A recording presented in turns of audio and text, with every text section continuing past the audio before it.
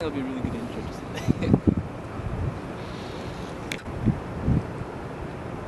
What do Bill Gates, the Beatles, and Kanye West have in common? They began with the end in mind.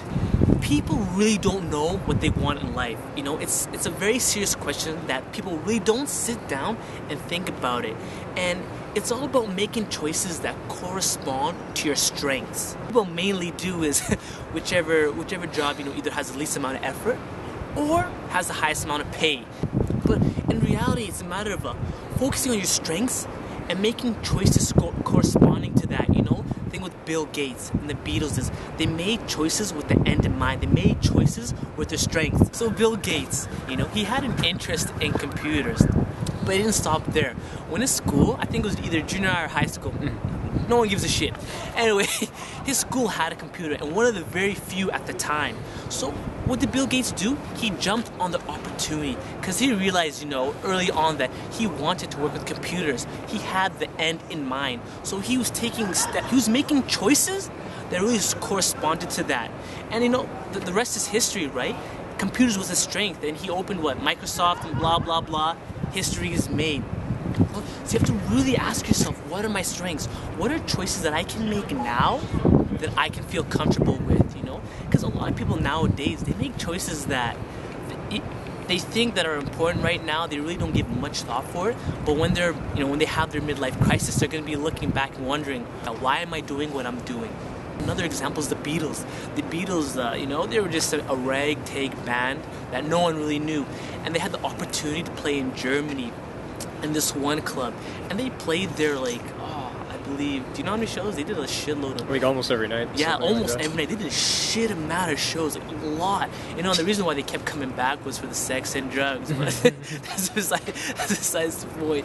But the thing is, the Beatles, they're really serious about the music aspect of their careers. And they found an opportunity in Germany where they could practice every day. And on most nights, they had to make up songs on the go, on the spot.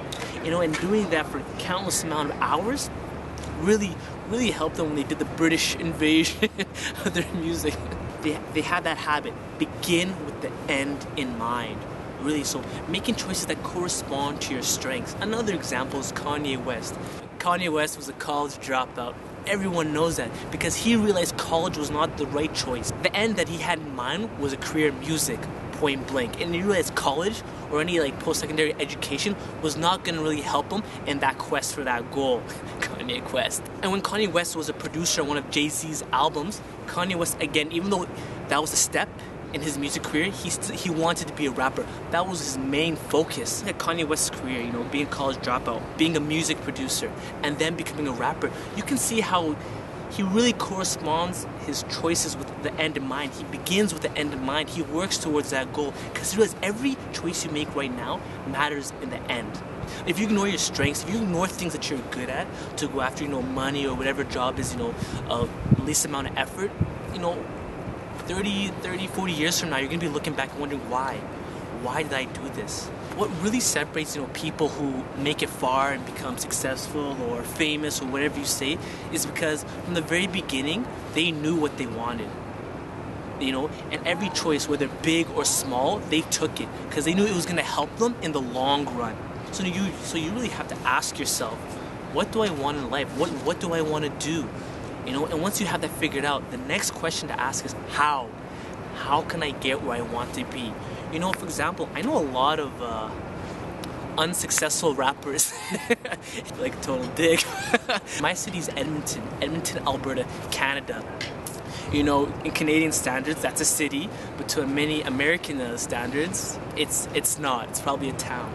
And these people, they think they can have a rap career, a music career in this city, but in reality, if that's your goal, you have to make choices that correspond with that. Hence, you gotta move to a bigger city. Hell, you should be moving to Toronto, New York, LA, anywhere where there's more opportunities and you have a bigger chance of being, being noticed. At the end of the day, really, when you see, people making it, or you see your friends, really, succeeding, what their strengths are, just keep in mind that it's been a long process up to that point where they've been making choices towards that. So if you're just making a lot of uncorrelated choices, then you're never really gonna make your dreams or your goals really materialize. So that's something you really have to ask yourself, something you really have to consider.